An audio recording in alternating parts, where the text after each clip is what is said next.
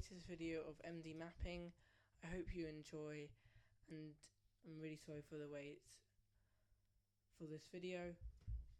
So today we'll be exploring a scenario of an English civil war in 2025. So the sides of this is Scotland and Northern Ireland versus Wales and England. You may have noticed that the flags look a bit weird, but I had to draw them myself, so I hope they're not too bad. So in the beginning parts of this war, Scotland were prepared for this, England weren't. So Scotland do make some advances, but England being a stronger country do manage to push back into the territory. Meanwhile, Northern Ireland is sending support to Scotland and Wales are sending support to England. You may have known this or guessed, but this is not the extremely fair war, but there is a twist that will come up that will make it a bit more fair. So England are advancing quite quickly into Scotland now, and the Scots are kind of panicking. I will have to disclaimer, this is not at all realistic. If Scotland did break away,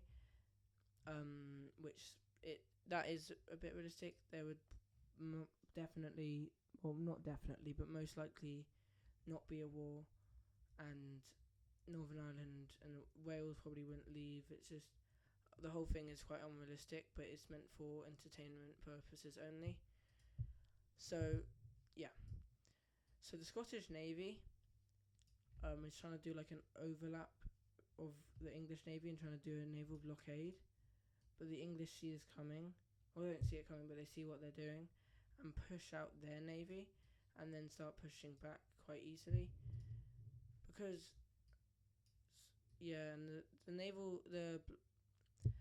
the front lines are quite standstill, and they kind of go back and forth, but then they don't really go past a certain point really. But Scotland are still losing, and they want to call for some bit more help. So they call on Ireland, who join the war. This is quite a big admin.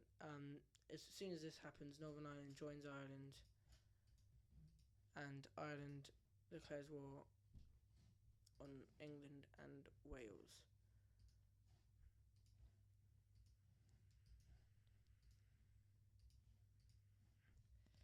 Ireland now move their naval forces into Welsh naval bases and stuff around the coast. They're not making a landing yet, but Wales have completely lost the naval war in this, and the Isle of Wight has been landed on as well. So already they're making big effects in this war.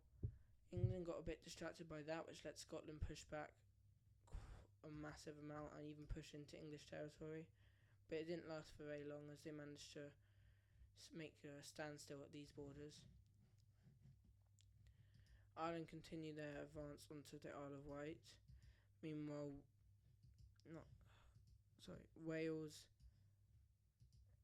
gets a naval invasion in the south and the north, and just a naval invasion in general actually.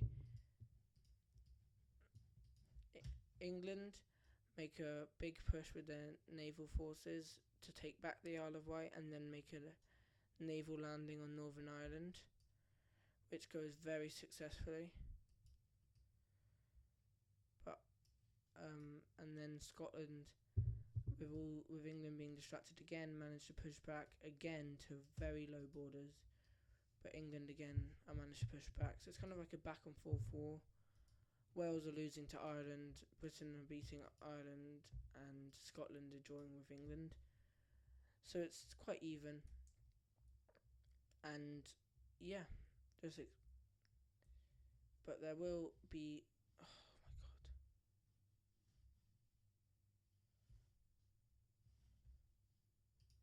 Sorry about that. Technical difficulties. But there will be a massive advancement with basically a lot of English forces that wants to do a massive encircling movement of basically all Scottish troops, and it actually works much better than they thought it would. But they're still getting like supplies on the naval route, and when they try and cut them off here, it doesn't work, which means it's a blockade, but it's not a complete one, as they can still get support from this northern bit of Scotland. And as England tried to close in on, as the English tried to close in on Edinburgh, the Scots try to close in on their closing in. It's a bit complicated. They managed to break through just before Edinburgh is reached, but this is a big English victory anyway. The Scots managed to push them back, but not enough to make this not a massive victory for the English. Ireland in this time, because England used a lot of their troops, managed to take back Northern Ireland and made more advances into Wales, as well as making a naval war near the tip of Cornwall.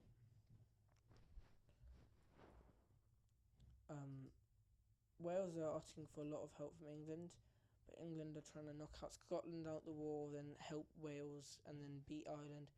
So they have an order in things, but which lets Ireland take quite a lot of Wales before England do eventually send forces, not just resources and stuff, in to try and straighten it out. But they kind of underestimate the Scots, because they managed to do a massive counter-offensive with basically all their troops, and their goal is to take major cities like Manchester and that kind of like, which is a massively major city for that sounds weird, but you get the point. And then they actually managed to do so. England were not expecting basically all their troops here. Scotland did miss one thing, was England, just before they lose this coastline, which they do, they managed to send a lot of troops to the Isle of Wight, which manages to make a landing on Scotland that distracts Scotland's forces up, which lets England push back. Both England and Scotland have pulled out very big moves recently in this war, and they're both just trying to end it as quick as possible. But it's not, obviously it's not going to be a short war. It's going to be a short video, but not a short war. Wales, with all their extra forces, managed to kick out Ireland from their land, but the Isle of Wight is lost by Ireland, or taken by Ireland. Ireland make another advancement into Wales and even push on Cardiff, and it's kind of really quite a standstill. So no one really knows what to do. Should we sign a peace deal? But England don't want to sign a peace deal. Scotland wants to sign a peace deal, where their idea of a peace deal would probably be Scottish land goes here, Ireland gains Northern Ireland, Wales gains all the land back, in England. So that kind of thing. But England's idea of a peace deal is Scottish independence around these borders, maybe. Isle of Wight is obviously given back. Wales is given back all their territory, and Northern Ireland is given back to UK, which is quite a big difference.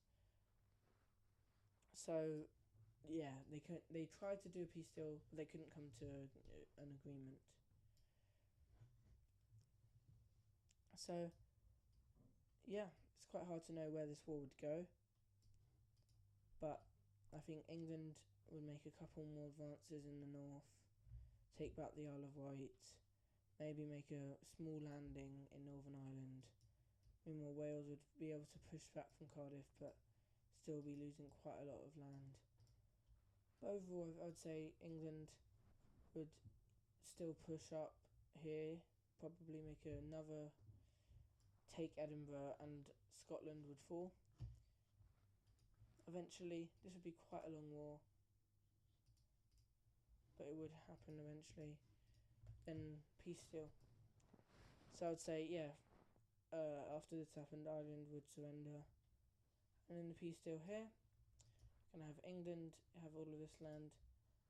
The Scots are still rioting and stuff to get at least independence from this, and they are given independence, but not as much land as they may have wanted.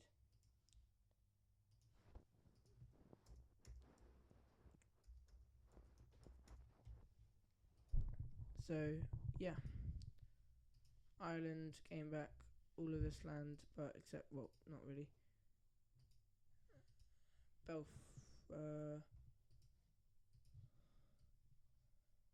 The Northern Irish are given back to the UK, and Wales is willingly going back to the UK, which leads to, obviously, yeah, the UK.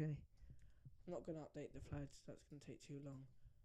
But I hope you enjoyed this video. It's quite a simple one. I don't think it was the best video I could have done, but I'm just trying to get back into, all this stuff, because I haven't done it in quite a while. So yeah, I hope you enjoyed today's video. And if you enjoy my videos, please like, comment, and yeah, I'll see you in the next one, which will be quite soon, I think, because obviously I missed quite a long time. So hopefully I can do a couple quick fire videos and then it will go back to the normal standards. So yeah, goodbye and thank you for watching.